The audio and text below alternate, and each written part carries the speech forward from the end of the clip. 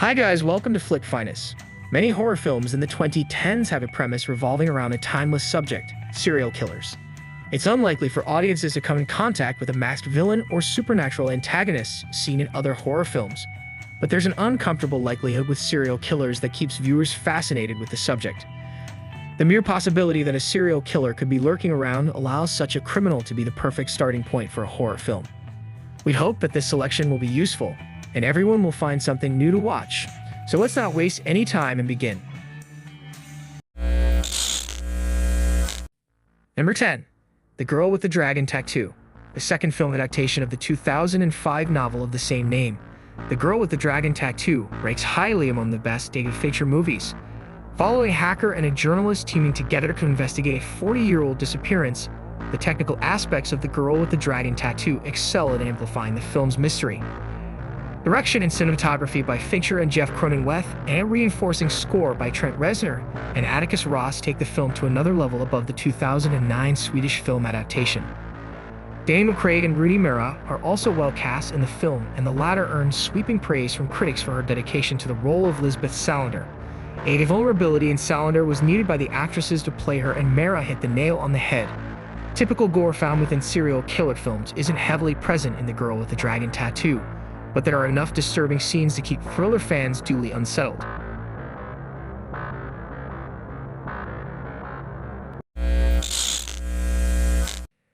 Number 9. Snowtown. Based on the true Australian criminal case of Snowtown, also known as the Snowtown murders, doesn't shy away from the gruesome facts. Snowtown follows Jamie Lucas Pittaway, who becomes increasingly closer to the bigoted and murderous John Daniel Henshaw. Accompanying its acute violence, a crucial part of the film is the captivating portrayal of John's ability to use Jamie's trauma to lure him into taking part in his killing spree. Snowtown is the directorial debut of Justin Kurzel, and this emotional arc is something he and writer Sean Grant knew was important to focus on in the film. The mental relationship that slowly forms between Jamie and John adds a needed depth to the overall story. The final moments of Snowtown add to the emotional weight of the film as audiences are hit with details about one of Australia's longest and most followed trials.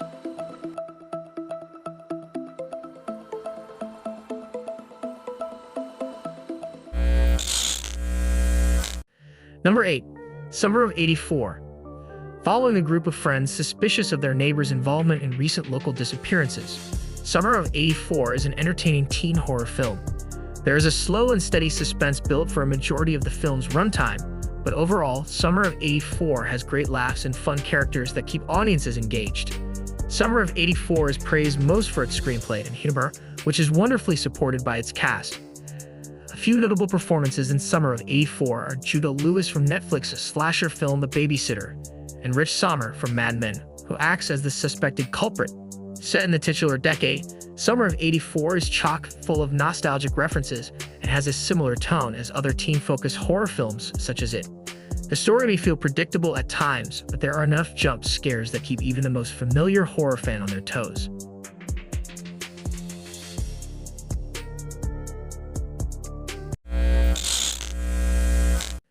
Number 7. I Am Not a Serial Killer. I Am Not a Serial Killer is a supernatural horror film with an unusual antagonist. John Wayne Cleaver is fearful he may develop murderous tendencies one day, and when a supposed serial killer has been murdering people in his town, John takes it upon himself to stop him. Differentiating itself from other films with a similar subject, the violence in I Am Not a Serial Killer is not intense, and the film mainly relies on more suspense over jump scares. Described as a cat-and-mouse relationship between John and the town's murderer, it's unclear just how far the teenage boy will get before he gets caught up in an inescapable situation himself. I Am Not a Serial Killer doesn't push the horror genre forward in any way, but performances by the cast earned praise, including Records' portrayal of the inquisitive teenager and a notable career highlight from Christopher Lloyd as his suspicious neighbor.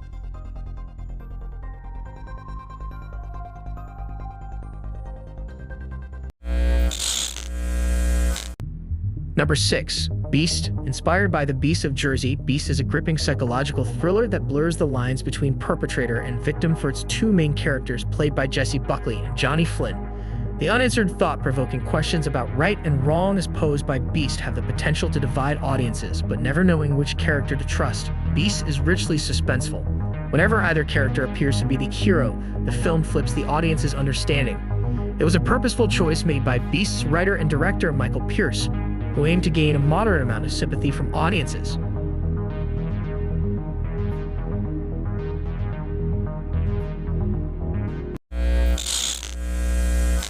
Number 5.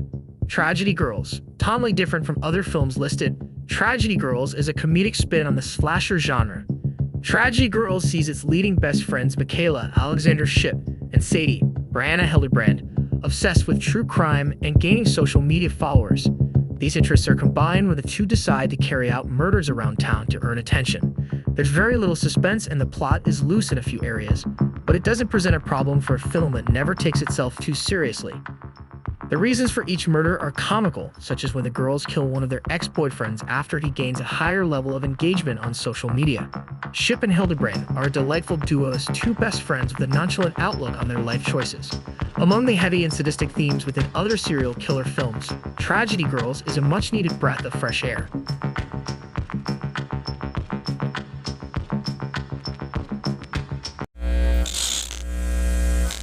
Number 4. The Clovehitch Killer. Pulling inspiration from the actual criminal known as the BTK Killer, the Clovehitch Killer shows a teenager, Charlie Plummer, uncovering the dark truth about his father, Dylan McDermott, whom he suspects is a local serial killer. Plummer and McDermott give excellent performances and play into the film's high levels of suspense. This suspense in the Clovehitch Killer lingers and helps establish an eerie atmosphere. The Clovehitch Killer doesn't use all of its thrills at once and spreads them out throughout the movie. The result is a largely still film, but it pays off with a chilling ending. The Clovehitch Killer is one of the more underrated serial killer movies of the 2010s.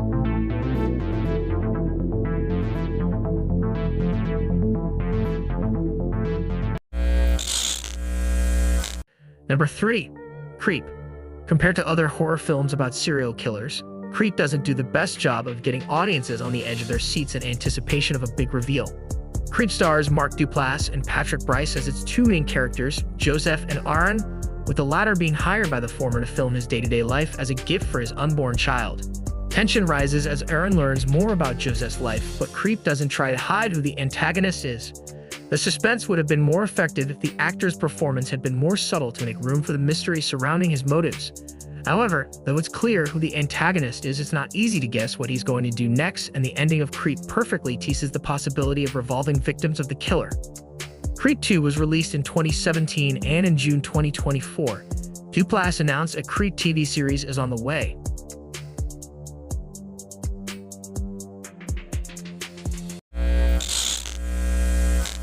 Number 2. The House That Jack Built. As an art film by Danish film director Lars von Trier, The House That Jack Built is a unique look into the crimes of the film's serial killer Jack, Matt Dillon. Using flashbacks, The House That Jack Built has Jack recalling his killings over the past few years. During these flashbacks, his actions are portrayed through graphic violence, which can make the film difficult for some audiences to stomach. The unyielding violence in The House That Jack Built has divided many viewers and critics, who are split on the integrity of its use within the film's story. Some view it as purposeful to avoid providing audiences with guilt-free violence, while others argue there's not enough substance in the story to justify the means of bloodshed. Regardless, the imagery of the house that Jack Built's ending is a fascinating way to close the film, and it'll likely stick with viewers for some time.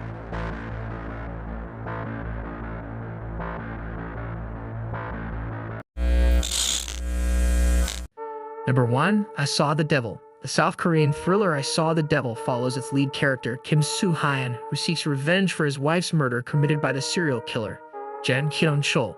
The brutal violence and shock value of I Saw the Devil makes it easy to pass the movie off as nothing more than that. However, there is more substance to the film than the premise and violent scenes suggest.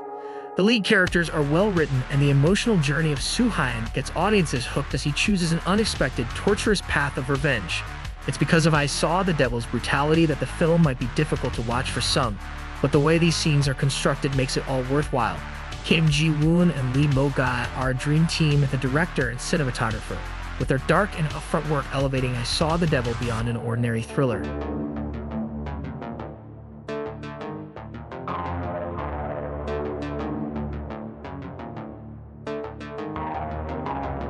Well, this is it. Share your impressions in the comments below, and don't forget to subscribe for upcoming videos. Bye.